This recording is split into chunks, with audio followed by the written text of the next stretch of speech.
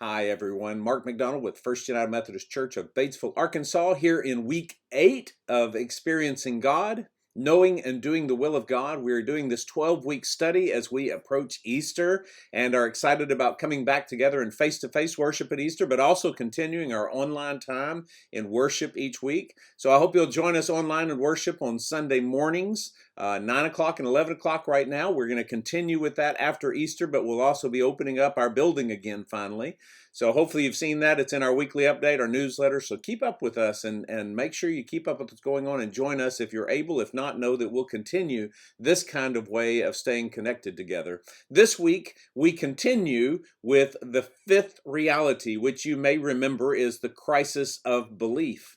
And I will point out one of the sentences that comes in the workbook today, that God's invitation for you to work with Him always leads you to a crisis of belief that requires faith and action. And that phrase, faith and action, is really the twofold approach that we have as we look at this fifth reality about our crisis of belief. The first phase of that, the first critical part of it was having faith.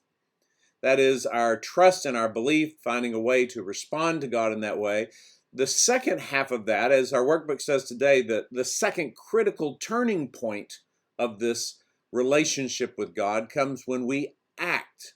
And so taking faith and action, to this week, we're going to focus on that. And in particular, the title of the week is called Adjusting Your Life to God. And as we do that this week, there's going to be a lot more personal work going on. This is one that while we can lead you to the water, you're going to have to drink. These are questions that you have to answer.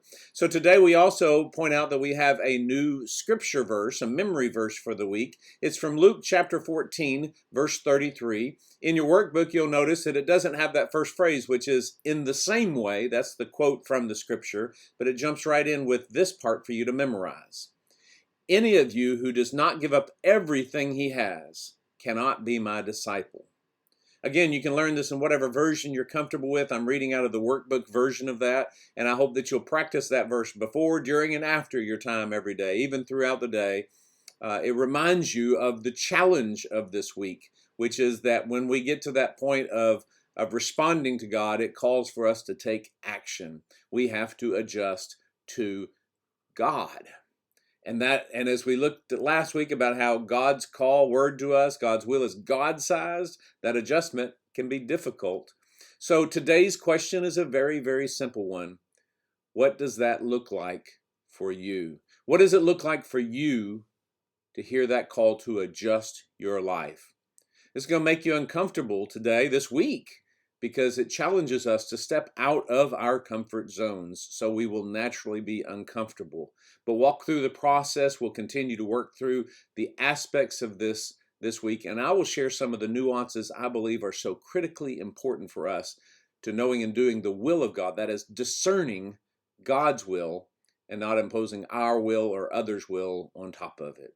Have a blessed day, and of course, be a blessing.